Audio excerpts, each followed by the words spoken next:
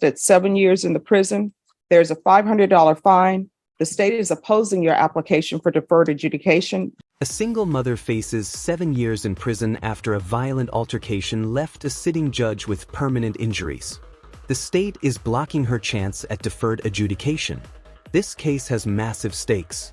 It's calling 2022 CR 10214B, State of Texas versus Gracie Segundo. Could I have parties announced for the record for the state? Daniel Escobar for the state of Texas. Defense? Javier Oliva and Bradley Bellis for the defendant. Are you Gracie Segundo? Yes, ma'am. All right. According to the plea bargaining agreement, punishment is to be assessed at 7 years in the prison. There's a $500 fine. The state is opposing your application for deferred adjudication. They're recommending community supervision, and there are items to be taken in consideration. Have both parties had a chance to review the PSI report? Yes, Any objections to the PSI report, state or defense? Judge, so there are some errors on the PSI report that we wanted to bring to your attention. Yes. So it lists the offense date as, I believe, November 16th of 2021, when in reality, the offense date that's on the indictment is October 16th of 2021. All right. And it lists that in the criminal history. There's an assault that was in the criminal history that it makes it seem as if they're two separate offense dates. Okay. And then I think in the towards the back of the actual statement itself that Ms. Segundo gave, there's a portion where it's talking about the co-defendant and that he's charged with ag assault deadly weapon. It's assault SBI. It's the same offense. Okay. We just wanted to make sure you were aware. All right. And the court is also in receipt of victim impact statement. And the court reviewed that without objections from the state or defense. Is that correct? Yes, Your Honor. Yes, Your Honor. And the court is also in receipt of letters that defense presented on behalf of the accused. And there were no objections to the court reading those letters. Is that correct, state and defense? No objection, state judge. All right. So the court has reviewed all of those documents. Your Honor, I also raised that part of the agreement of coming back today was that the misdemeanor occurred on the same day of this alleged date. Was to be taken into consideration with CC County Court 4 case 969-3701. Yes. And the court does have that as a part of the plea bargaining agreement. And Judge, just to kind of expand on that, I believe as an additional part of the plea agreement was that she was to take responsibility for what happened as a part of the TIC. Yes. Okay. All right. So my understanding, the complainant in this case is Rebecca Martinez. Yes. All right. And is that the Rebecca Martinez who's on the fourth court? Yes, Judge. Yes, sir. All right. Notice the errors in the PSI report, wrong offense dates, and mischaracterized charges. Defense is ensuring the judge has accurate facts before sentencing. Details matter in cases like this. Present in the courtroom. So that everybody can be aware, I do know Rebecca Martinez. She's never been to dinner at my house. I've never been to dinner at her house, but I do know her. We are colleagues. And when I see her, I say hello. She says hello to me. I may ask her about her day. She may ask me about my day. But I will tell you that my decision on this case is not going to be impacted by the fact that I know her. So if anyone has any objections to me hearing this, now is the time to say so. State? No, Your Honor. Defense? Your Honor, I have all the confidence that it was fair and right in this case. So no objection. All right. So are there any witnesses that anyone wishes to present? State? So the state doesn't have any witnesses. The main thing that we wanted the court to be aware of was the statement from the complainant, which the court has already noted that they've read. Yes. Defense, any witnesses? Your Honor, other than my plea and our arguments to you before considering sentencing in this matter, I will be speaking and Ms. Segundo may say a couple of words, and Ms. Segundo's parents are present in support of her today. I can stand with Mr. Standing here in support of her today. All right. Thank you. They will not be speaking. All right. So before I begin with your presentation, with regards to the case to be taken in consideration, if you could raise your right hand for me, please. Do you solemnly swear affirm the testimony you give will be the truth and nothing but the truth, so help you God? Yes. All right. You can lower your hand, state your name for the record. Gracie Segundo. All right. And with regards to County Court Cause number 6, 93701. The state is taking that case into consideration, but to that case, how do you plead? No contest, sorry. I'm just Uh, nervous. That's okay. So in order for me to take that into consideration, she will have to accept full responsibility for it.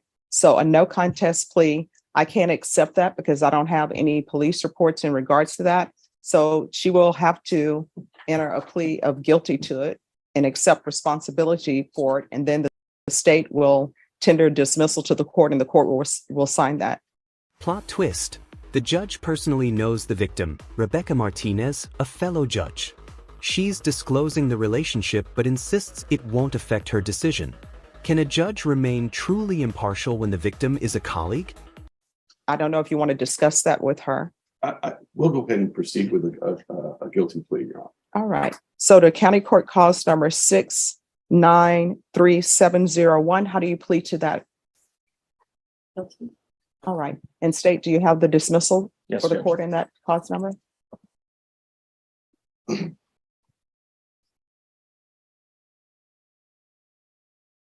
right. So the court then will hear argument. State, you're opposed to deferred adjudication? Yes, Your Honor. The reason why the state is opposed is because of the nature of the offense, the actual underlying facts. There was an assault that occurred where the resulting assault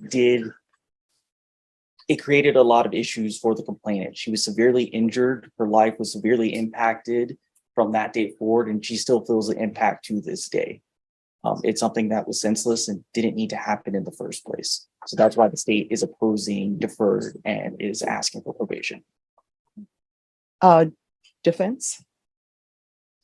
Your Honor, we're here because one incident can't define a person for the rest of their life. And this is very serious, and no doubt we take that very seriously. This is a felony charge. It's a felony charge that carries a very significant penalty. But Ms. Segundo, I think, has demonstrated a respect not only to others, but to life and to animals, and in her work and her career in taking care of pets. Rarely do I have an opportunity to where a client will provide 32 letters of reference about how wonderful she is with caring for others.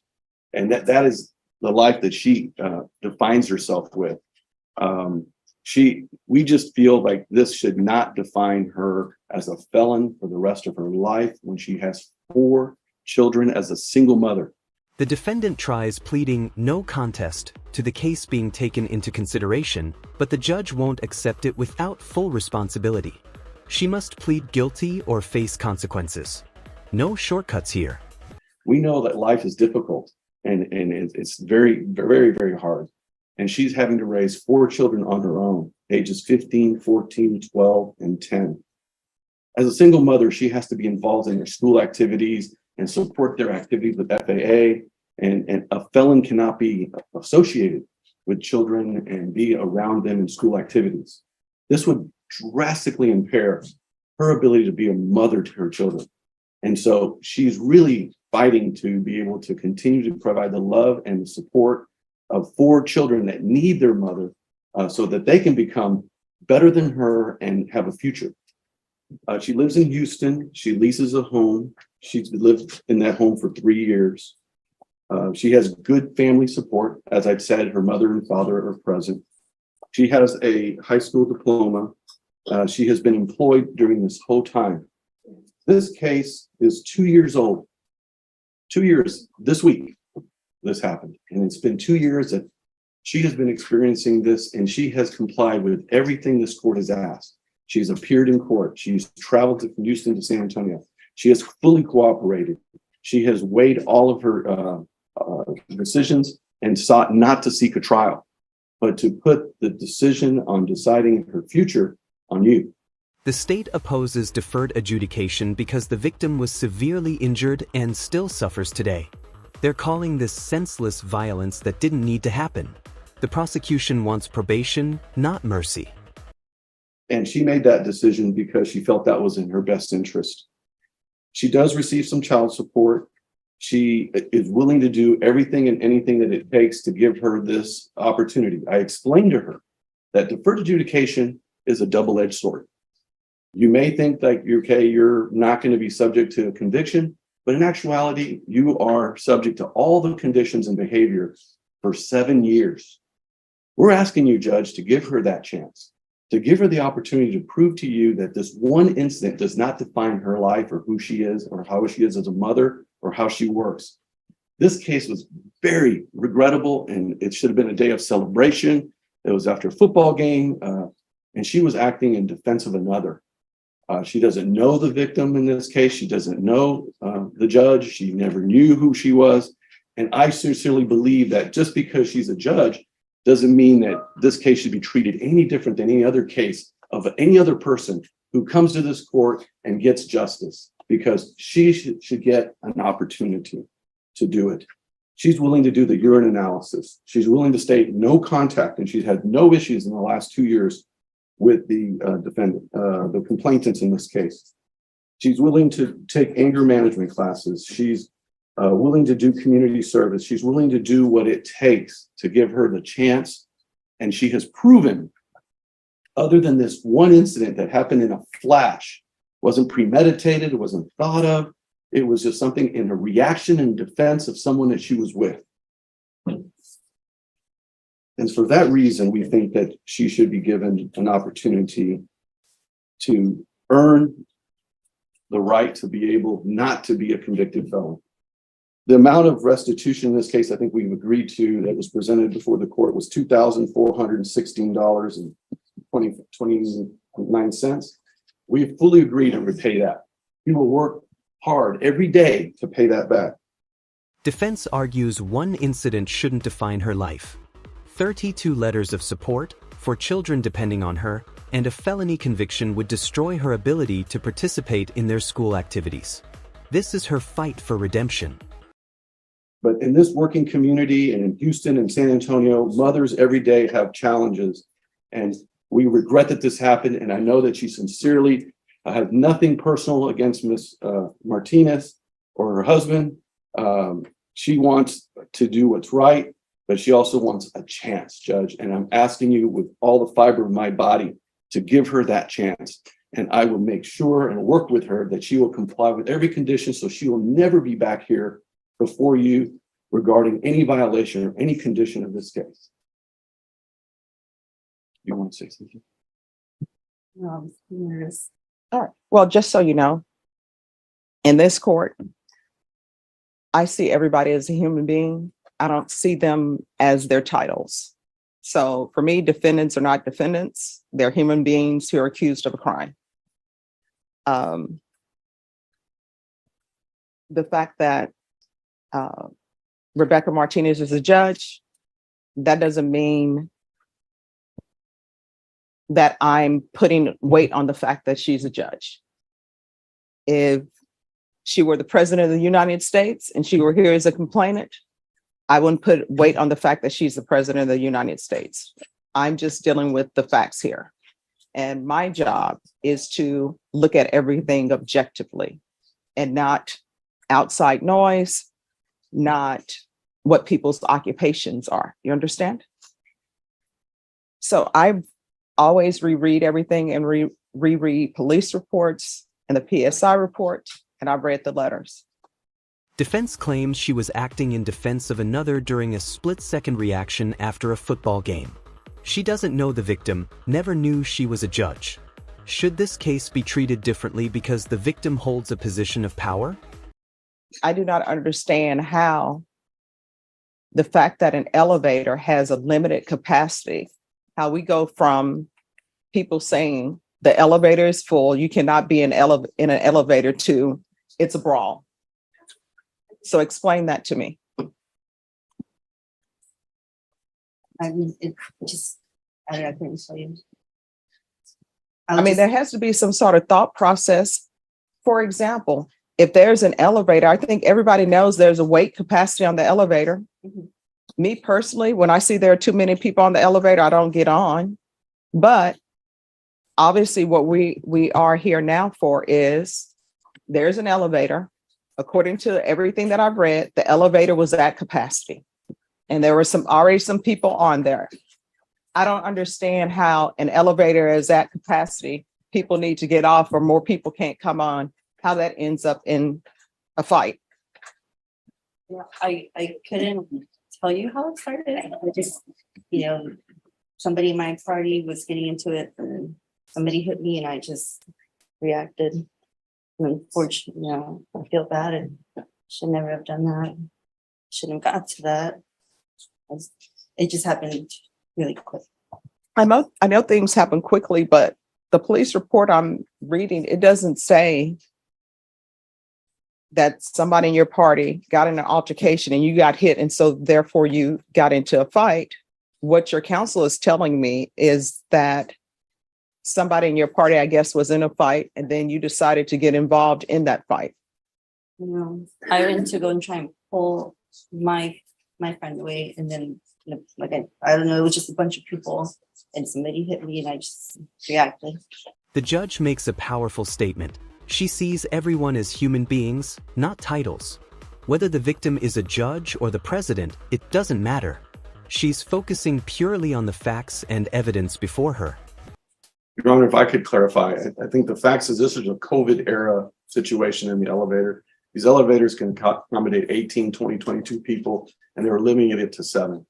And as people went into the elevator, the policy and procedures of the elevator operator of not allowing people to come in once they met capacity. They were in the elevator. They were asked that there was too many in the elevator. And then people had to decide who's getting off. And they asked who she was with, another man and another person to get off the elevator. That person said, I want to talk to your supervisor. That individual entered into an altercation with the victim's husband that spilled out of the elevator onto the floor. She came in assistance to that man. And that's when she was hit, and that's when she struck the victim. That's stated in one of the reports here that was provided to you in the PSI. And she did not go in there to fight. She didn't go in there to look for someone to fight. She was trying to get someone off of her friend. And in the process of that was struck, and she injured Ms. Martinez. And so it's regrettable, Judge. There's no doubt about that. And this incident happened in a matter of seconds. And that's why we're here 2 years later doing that. And in addition to that, Judge, there is a civil suit in this case where the parties in this case are seeking $1 million in damages against my client. And so this case will not end today. It will continue in a civil matter with a lower burden of proof, where she will have to defend herself in a civil cause of action for money damages. And Judge, just to clarify from the state's end, I would disagree with the characterization of how the incident started. The party was already on the elevator. The complainant's party was already on the elevator. They were asked to not enter the elevator. They weren't kicked off the elevator. They were asked not to enter. They were in the elevator. And that's what started it. Here's the critical question. How does an elevator capacity dispute turn into a violent brawl? The judge is demanding answers. Why didn't they just wait for the next elevator? Simple decisions, devastating consequences. And I also have a copy of the lawsuit that was filed this week before the sentencing, where they're seeking $1 million damages in civil lawsuit right here. You want to see it, Judge? It's public record. I would object just because relevance. It's a lawsuit and filed in the city court. That's a copy from the courthouse. All right. Unless there are some facts that are listed in the It pleads the lawsuit. whole case, Your Honor. Exactly what you're talking about is pled in the civil suit. I mean, if that document has facts that somebody has, alleged facts that somebody has presented, that's a different rendition from what's in here, then the court will. It does not, Judge. All right. So, Just to let you know, there is a civil suit. all right, then the objection will be sustained. All right. Anything else from either side? No, Your Honor. No.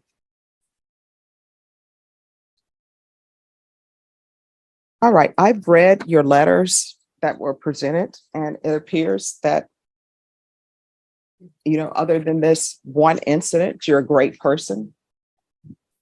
But sometimes sentencing, not sometimes, always sentencing has to do with punishment, rehabilitation, and basically whether or not someone should go to prison or not go to prison. These are all things I have to think about. You understand? And so I have to weigh certain things.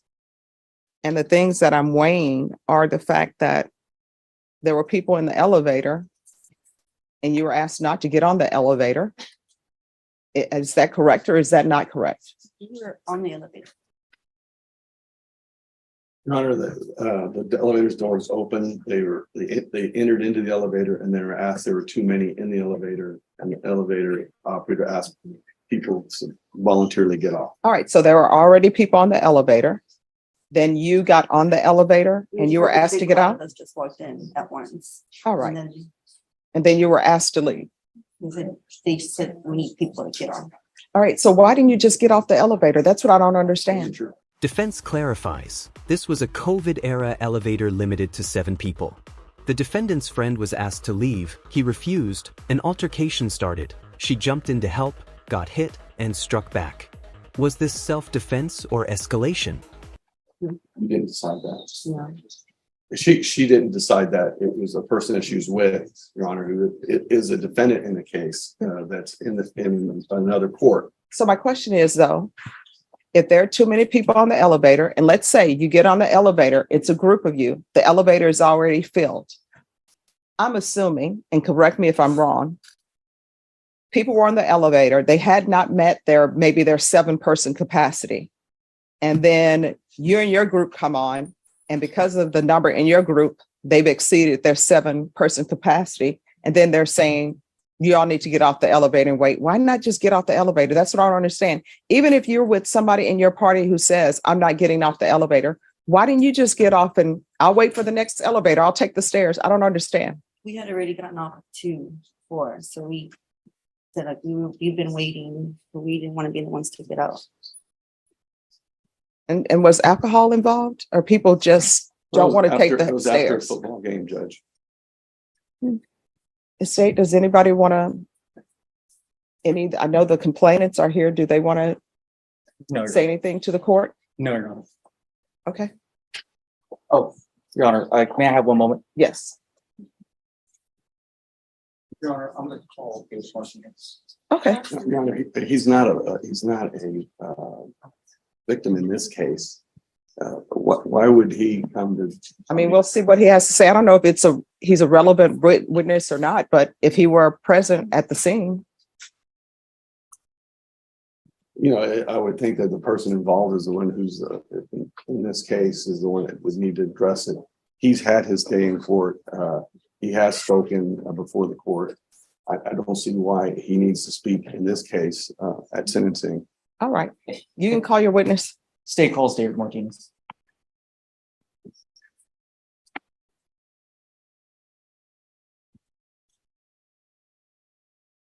All right. Your Honor. You're welcome. If you can raise your right hand for me, please. Do you solemnly swear or affirm the testimony you give will be the truth and nothing but the truth, so help you God? I do. All right, you can lower your hand if you'll state your name for the record. David Martinez. All right, state. Mr. Martinez, from your memory, what occurred on that day?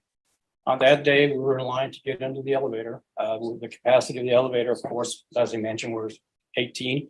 But because of the COVID era, there was an elevator attendant there. She said only 8 could be allowed in. We were 3 couples and 2 children, which were a total of 8. As we walked in, we were already in the elevator. They decide to come in behind us. The elevator attendant told them they need to step out. It's full. Bombshell, there's $1 million civil lawsuit filed against the defendant just days before sentencing. This criminal case is just the beginning. Even if she avoids prison, financial ruin may be waiting. The stakes just got higher. They had been intoxicated. Her friend. Objection, speculation. Overruled. No, they were No. intoxicated. Yeah, here's the thing. You cannot address the attorneys. Once an objection is, no problem. Once the objection is raised, just stop speaking. I'll make a ruling on the objection. And then I'll let you know if you can continue or not, if you have a question about that. That objection will be overruled. He came in, stood at the door, prevented the door from closing, Objection, Your Honor. I just asked for clarification from the ones. I don't know who he is. Which he are you speaking about, sir? her partner. There was 2 gentlemen, which was the initial one that started arguing with us, and her partner that she was mentioning that walked in And they were not, we were already in the elevator already when they decided to block the door from closing. Can't recall the individual's name, but it was a younger gentleman that was with her. He proceeded to argue with the elevator attendant about, letting them in or not, that it was BS, that they cannot be let in because there was a lot of room. And she told him they had to leave. He continued to argue with her, and he said that he wanted to talk to her supervisor. And she says, if that's the case, she shut off the elevator. And that's when words were back and forth. They continued berating us. She was cussing like a sailor, as well as the other ones. We kept quiet, and they started again arguing with us. We stayed in there. The kids were already getting terrified with what was going on. They started crying, and they continued with their vulgar language. And I just told them one time, that's it. If you, the gentleman that was with him, got upset. He literally from the outside ran into the elevator, knocked us all over, and assaulted all of us in there. I grabbed him and I pushed him out. It was not the individual that she says was in there. It was the other individual that was with him that probably hosted them to the game. And he and I went outside. And after that, what? From there, sir, is that where everything happened? Correct. Pass it with this judge. Any questions? Mr. Martinez, I'll just start right from leaving the elevator. So by the time that you set foot out of the elevator, you're in the middle of a physical altercation, is I that right? was, yes, while I was on the ground. Okay. How much were you able to perceive about what was happening around you while you were in the middle of that? Well, I was altercation? on the If you ground. let me finish my question. All right, One at a We're gonna time, talk. sir. So my question was, how much were you able to perceive about what was going on around you during the middle of that physical altercation? And I was not able to see when I was in the ground what was taking place after that. Okay, and we can agree that the incident in question, the basis of this criminal case here today, is something that happened during the middle of your physical altercation, right? The judge presses harder. If the elevator was full and you were asked to leave, why not just step off? Even if your friend refused, you could have waited. Why escalate? The defendant admits they'd been waiting but didn't want to get off again. While I was on the ground, yes, and then afterward, I did get up and partially saw my wife on the ground with a bloody nose. She was in a daze, and I asked her what happened, and I told her that she got hit. She said, "Yeah, I got hit multiple times." And I said, "Well, why didn't you defend yourself?" She says, "I couldn't because I was being held down." Can you say for certainty whether or not Mrs. Segundo was acting in defense of another whenever she got involved in this incident? I'm going to object to relevance. All right, that'll be overruled. You can answer the question if you know. I can't say that, but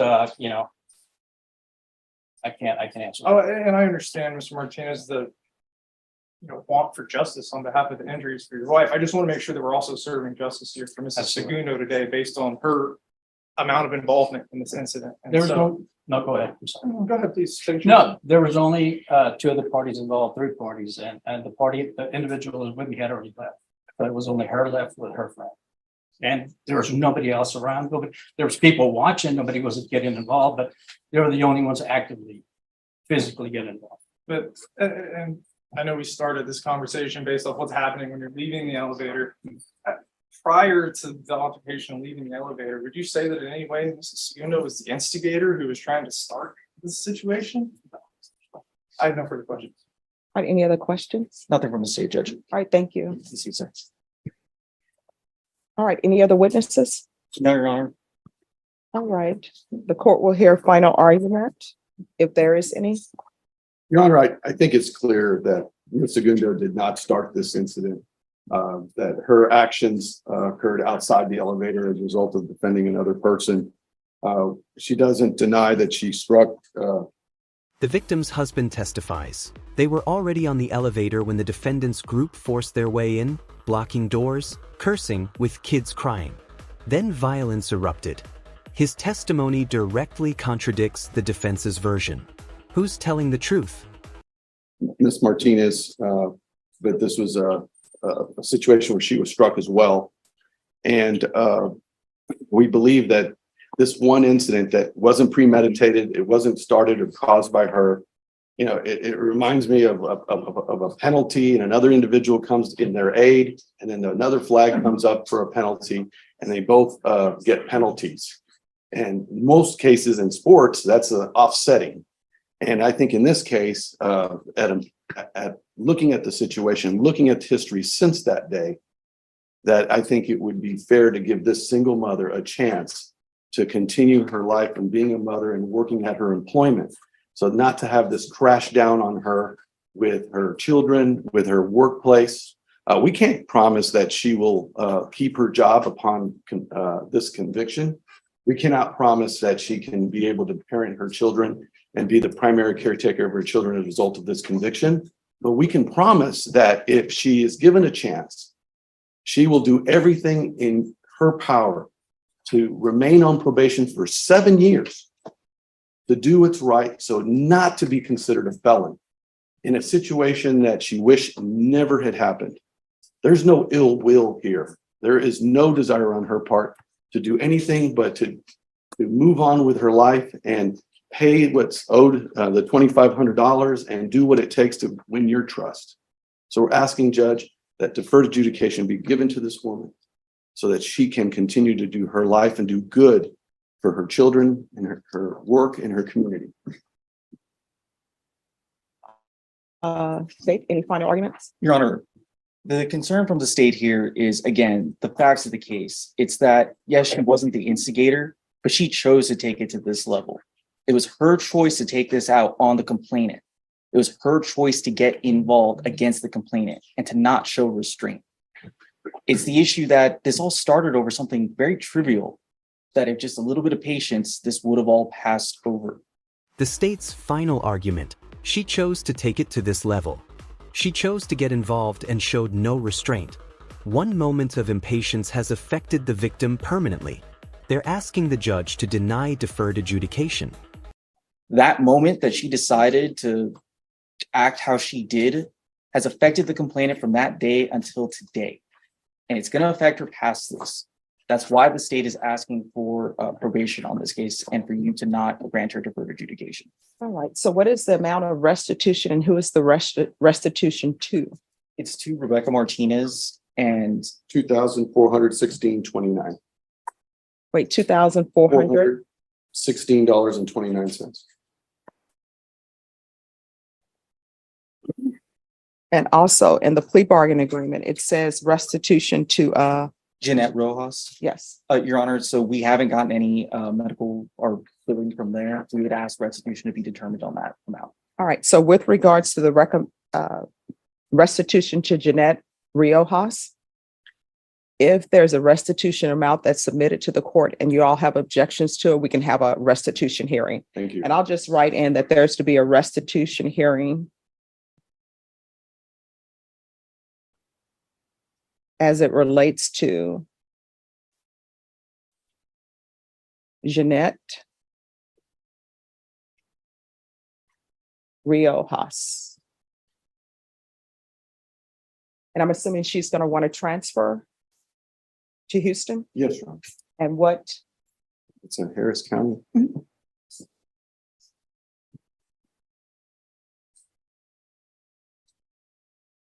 All right, Ms. Segunda, I've listened to all arguments. I want you to know I paid very close attention to the arguments that were presented, to the witnesses, and to all of the documents that the court reviewed. I realize that sometimes when things happen, it's just a Snapchat or somebody's life, right? It doesn't mean that the person is a horrible person. And I'm sure if people could go back and change things, sometimes people are serious when they say, if I could go back and change things, I would. Maybe I never would have went to the game. I would have just let the elevator went. I would have taken the stairs. I understand that. But we can't turn back the hands of time, right? And the problem in this case, and one of the things that I'm looking at is the fact that the complainant has serious injuries.